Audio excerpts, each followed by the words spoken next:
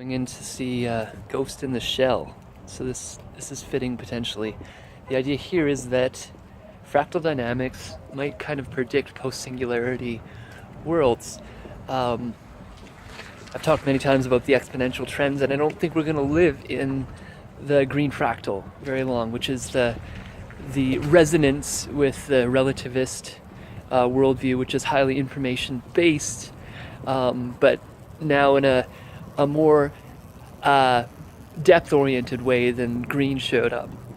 So green tends to be within the context of flatland, as it were, within the notions of scientific relativism and these sorts of things, and that there's not depth proper and taken into account with the nature of mind and so forth.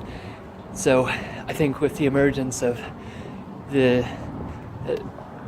what's happening now in the kind of technological world in particular, as we see with things like philosophy of mind in regards to AI, depth is going to come back online, in my opinion.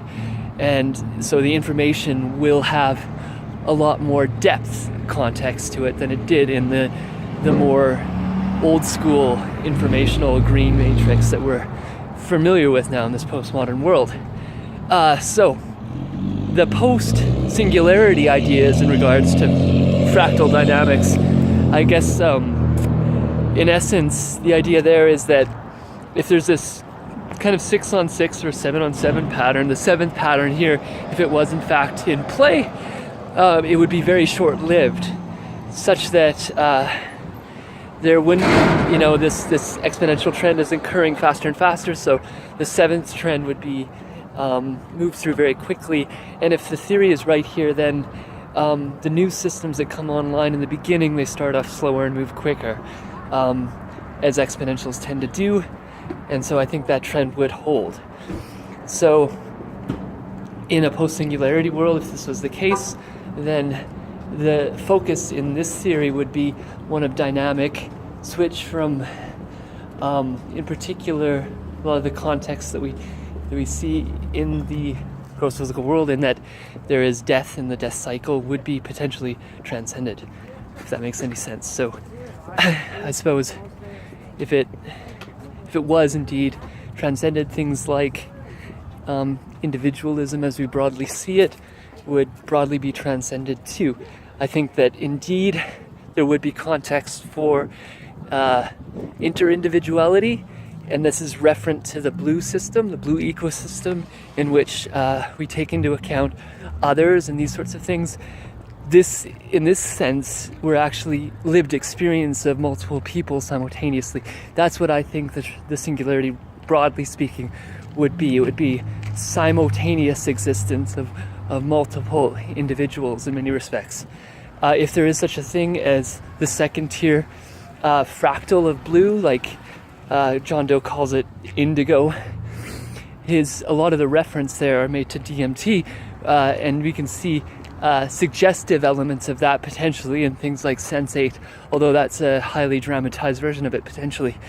But certain elements of it have this kind of, you can think of the patriotism of blue and the need to enforce rules. And if coral is chaotic, right, it brings in radical change, and with it kind of superpowers. And if it's not technologically upgraded, then spiritually upgraded, but you can look at it just technologically speaking, cyborgs and these sorts of things, then indigo would have to be sort of a rule enforcer, potentially to augment those superpowers to ensure that, chaos doesn't reign. And broadly speaking, if this makes any sense, then the post-singularity world would be one in which there is enforcing of previous orders of, like, potentially, the chaos of materialized world, and ensuring that they help. There is a ladder, as it were, to these transcendental interindividual worlds, and this makes a lot of sense if we look at like Elon Muskian kind of notions that suggest that indeed this could be simulations or these sorts of things. And so if that's the case, then there would be kind of patterns in which we would follow to meet that post-singularity world. Be well.